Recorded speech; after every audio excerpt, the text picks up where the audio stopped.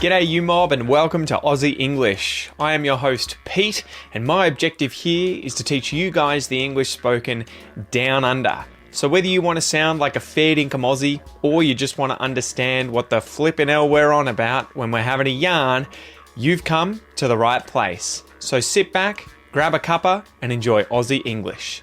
Let's go.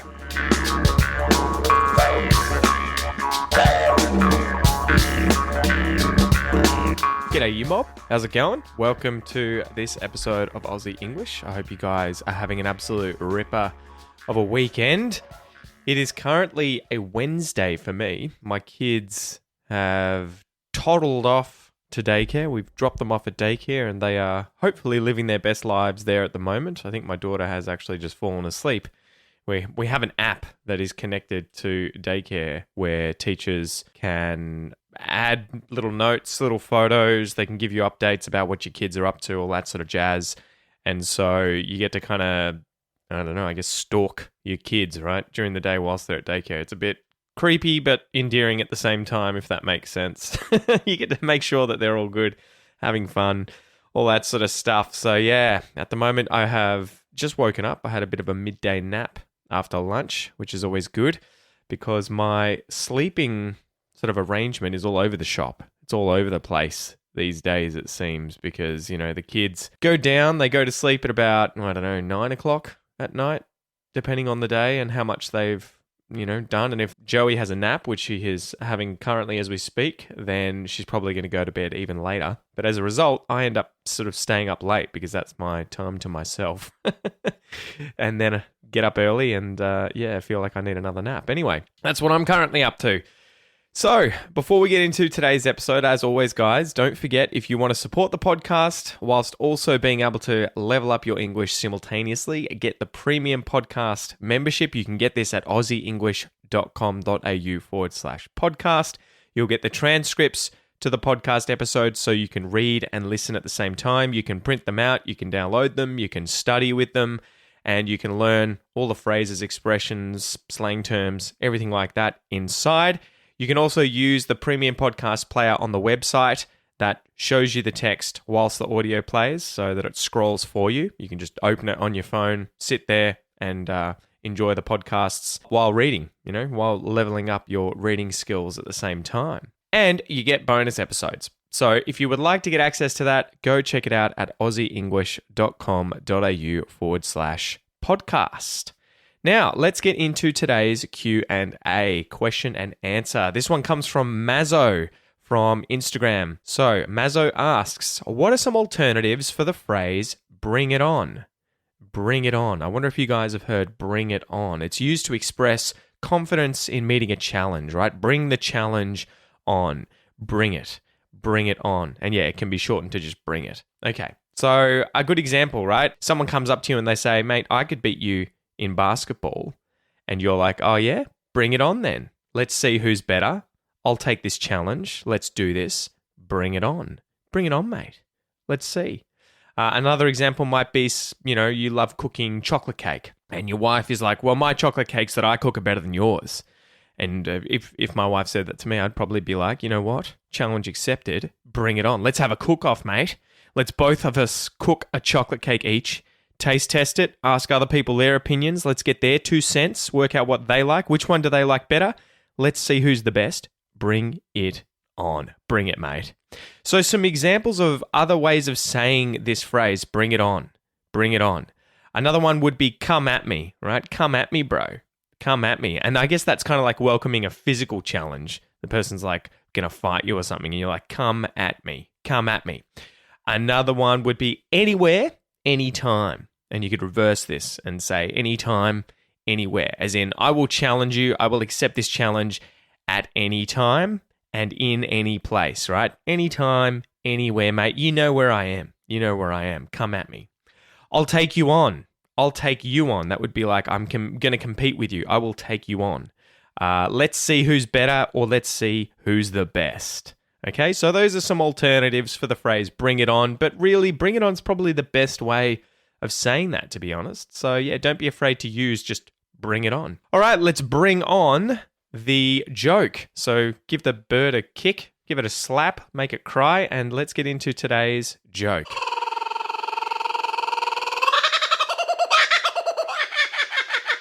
All right, so it's a pisser. This one's a pisser, right? It's going to make you piss yourself. This is some informal slang in Australian English, meaning it's going to make you laugh, right? It's going to make you absolutely laugh. If something is a pisser, it is very funny. Oh, mate. My mate is such a pisser. He's such a funny guy. Everything he says is a pisser. It's just so funny. We just piss ourselves laughing. Oh, that's a fun thought. So anyway, let's get into the joke. The joke is, why did the cake break up with the frosting? So the frosting is the cream, usually with icing. So it's got sugar in it, powdered sugar in it. The frosting is what goes over the cake, over the top of it. You know, it might be vanilla frosting, chocolate frosting. Why did the cake break up with the frosting? Are you ready? Because it was too whipped. Because it was too whipped. All right, let's go through what's going on here. The pun is on the word whipped. Firstly, if you break up with someone, this is to end a relationship with them. I just broke up with my girlfriend. He just broke up with his boyfriend. To break up with someone. Then whipped. Okay, this is where the pun was, right? Why did the cake break up with the frosting? Because it was too whipped. So whipped, literally, if you whip someone or if you are whipped by someone, this would be to flog or beat someone with a whip, right? The slaves were whipped by their master. You know, it's probably a phrase out of the Bible. When the Egyptians were beating up their slaves with whips, the slaves were whipped, right? They got whipped, they were whipped. We can use this as slang, though, and this is where the pun is, right? It's on this one firstly. Whipped, if you are whipped, it is that you are controlled by your partner, as if they have a whip, and they're using that whip to control you like a slave or a prisoner or something, right? He'd love to come out tonight and hang out with you, but his missus won't let him. He's way too whipped, if you ask me. Whipped. And a kind of vulgar way of talking about this, especially when talking about men, and again, this is very informal, but you may hear this, is saying that a man is pussy whipped, right? So this is vulgar. Forgive me, ladies. Pussy whipped means effectively that because now they are in a relationship and they are getting some action, right? They are getting some, it just feels gross to just say it, but this is not the kind of thing I would generally use, but for the sake of teaching you English, now that they're in a relationship and they're getting some pussy, right? The woman is using that to control her partner. So he, generally, is pussy whipped if she controls him using what you can probably work out she's using. Okay? So that's part of the pun. The other part is that whipped, you can whip cream and eggs or other foods to turn them into a froth, right? So if you had some frosting that you're going to put on a cake, you'd mix it up, you'd usually whip it. You'd put some cream and some eggs in there and some, whatever else, icing sugar, you whip it up and you turn it into a nice whipped frosting. So that's the joke, okay? That's the joke. Why did the cake break up with the frosting? Because it was too whipped, right? That's why they broke up. Okay. Anyway, moving right along. So, let's get into today's expression, which is to knock on wood. Knock on wood, right? Knock on wood. Let's break down the words in this phrase. To knock. To knock something, this is to strike a surface noisily to attract attention, especially when waiting to be let in through a door, right? Someone might come up to the door and they knock on the door, or they could just knock the door. But you can also bump into something. You can strike something and, say, cause it to tip over or fall over. So if I put a coffee on my desk, it's in a cup, and I turn around and accidentally knock it, it's that I hit the coffee, and if it tips over, I knock it over, and the contents, the coffee inside the cup, will spill out, right? I accidentally knocked over my cup of coffee. If you knock on something, that's to hit something with something else. So I could pick up, say, a pen, and I could knock on the microphone, right? So knocking on the microphone with a pen. Wood. This is the hard, fibrous material that forms the main substance of the trunk or branches of a tree or a shrub, right? And it's used for fuel or timber, a block of wood. I have grandparents who own a cabin, and it is made out of logs of wood. So the phrase knock on wood, though, you can also use this as touch wood. It is used to express a wish that something will or will not occur. So you use it when you're hoping for something. You're hoping, whether you're hoping for that thing to happen or whether you're hoping for that thing to not happen, you can knock on wood. And often people don't even knock on wood. They just say, oh, knock on wood or touch wood, right? And I looked up the origin of this, and dictionary.com says this expression alludes to an ancient superstition that literally knocking on wood or touching wood will ward off evil spirits. So it'll keep evil spirits away from you. It'll ward off those evil spirits. Interesting, huh? So as usual, let's go through 3 examples of how I would use the expression to knock on wood. When would I use this? How would I use this? All right, so example number 1. Imagine that tragically you have ended up getting some kind of cancer, right? Probably everyone listening to this podcast will know someone who's got cancer. We have a dear friend whose daughter ended up tragically getting some brain cancer about 1.5 years ago, and has gone through loads of chemotherapy and loads of other treatments, radiotherapy, surgeries, everything like that. But now it seems like her daughter, thankfully, is out of the woods, right? It seems like she's doing really well. She's had her last round of chemo a while back, and now hopefully she's going to heal up and be all good. To show that you really hope that that occurs, you could say, knock on wood, right? So she's just had her chemo treatment for the last time. Everything looks good. Knock on wood. And it shows that you're hoping that everything is going to go well now, right? Oh my gosh, knock on wood. We really hope everything goes well. Example number 2, imagine you are asking someone on a date, right? Whether you've met them in person, at a pub, at a bar, through friends, at a party, at uni, at work, or maybe you've met them spontaneously on a dating website or on an app like Bumble or Tinder or whatever it is, right? So you've gone out on a date with them and you have absolutely hit it off, right? You love this person. They seem amazing. You think, oh my God, person of my dreams, this could be my soulmate. I really hope that they want to keep dating me. Knock on wood, right? I'm hoping that we'll keep dating. I don't know what's going to happen, but I'm really hoping for that thing. I'm expressing a wish that we keep dating. Knock on wood. Oh, mate, if she ended up my girlfriend, it would be the best thing in the world. Knock on wood.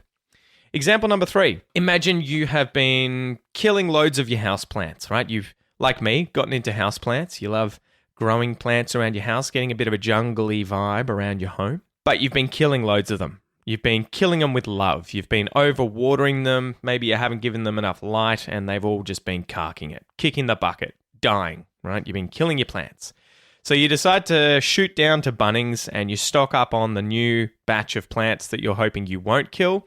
And you may say something like, well, knock on wood, this time I don't kill all these plants. I'm really hoping I don't kill these plants this time. I'm hoping that everything goes well. I'm hoping they thrive. Knock on wood. I really hope they don't die. Knock on wood. So there you go, guys. That is the expression knock on wood. And you can also just say touch wood. And this is to express a wish that something will or will not occur, right? It's showing that you're really hoping that something will happen in your favor, right? So as usual, let's go through a little pronunciation exercise where you guys can work on your Australian pronunciation, okay? So listen and read out or repeat these phrases out loud after me, okay? You ready to go? Let's do it.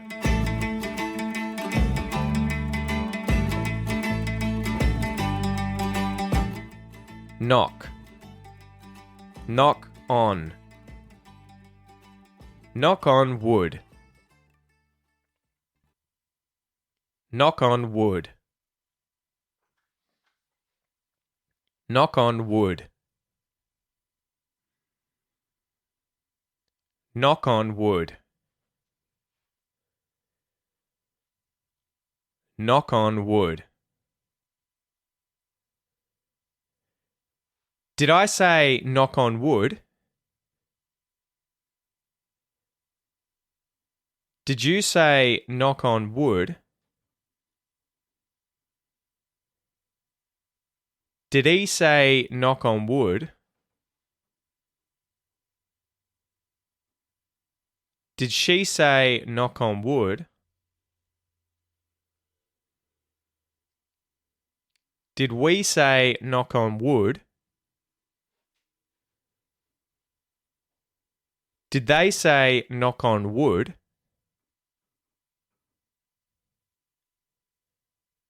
Did it say knock on wood?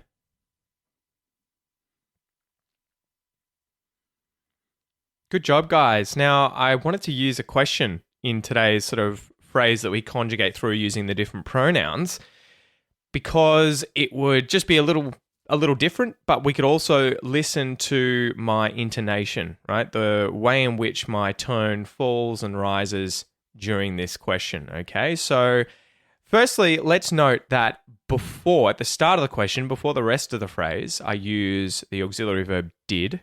So did I say, did you say, did he say? But what do you notice happening when I speak really quickly and say this more naturally, right? The connected speech. So if I go through, I'll do each of them again. And I'll just say the first few words, okay? Did I say? Did you say? Did he say? Did she say? Did we say? Did they say? Did it say? So there's a lot of connected speech going on. Firstly, did I say? The D at the end of the word did turns into a T flap because I starts with a vowel sound and comes after did. Did I? Did you? You're going to notice the D at the end of did and the Y, the Y at the start of you, they merge, they assimilate and turn into a J sound. Did you? Did you? Did he? Or did he? Did he? Did he? So again, we get the T flap at the end of the word did, and we're using H deletion and not saying the H sound at the start of the word he. Did he? Did he? Did he? And then with the words did she, did we, and did they, the D can either be muted in the mouth, did she, did we, did they, or you can also do this in your throat using the glottal stop. Did she, did we, did they. That sounds a little less, or feels a little less natural. I'd probably just mute it in my mouth. And then lastly, did it is like the did-e, where you're getting the D as a T flap, and we're also muting the T in the word it. Did it? Did it? Did it say? Did it say? Did it say? So there you go. Remember, guys, if you want to perfect your Australian accent and sound a lot more Australian when speaking English, go and check out my Australian pronunciation course. Inside the course, you'll learn how to use the International Phonetic Alphabet so that you can level up your English really quickly. You'll also get access to the second part of the course where there are instructional videos and exercise videos teaching you every single sound in Australian English, all the vowels, all the consonants. And then in the last section, section number 3, there are 25 advanced lessons on things like linking, assimilation, sound changes when speaking English. This is the area that's really going to help you sound much more natural when speaking quickly, right? The sound changes that occur in connected speech, everything like that. So go check it out, aussieenglish.com.au/APC100. If you go to APC100, at the end there, you'll save $100 when you sign up. So the last little section here for today's episode. Today we're going to play a clip from an Aussie horror film called Sissy, S-I-S-S-Y, Sissy. The excerpt is, high school best friends Cecilia and Emily run into each other after a decade, and Emma invites Cecilia to her hen's weekend away. That's when you are getting married to someone and it's the woman's kind of party, the hen's weekend. Stuck in a remote cabin with her high school bully, Cecilia quickly develops a taste for revenge. Okay, so the goal here, I'm going to play the clip for you twice, and your goal is to listen and write down what you hear being said. Remember, you can get the worksheet today, the free worksheet from the website, and you'll be able to check the answer as well as have space to write down what you hear being said. And if you're a premium podcast member, you'll be able to just check the transcript. All right, so you ready to go? Here's the first playthrough. Sissy? Oh my God, it's you! It's been like 12 years? You remember me, right? Yeah. I just can't picture myself without her. Awesome job. How did you go? Did you get all of it? Time for the second playthrough. Sissy? Oh my God, it's you! It's been like 12 years? You remember me, right? Yeah. I just can't picture myself without her. All right. Well, that's it from me today, guys. I hope you really enjoyed this episode. Knock on wood. And I'll see you next time. All the best. Tooroo.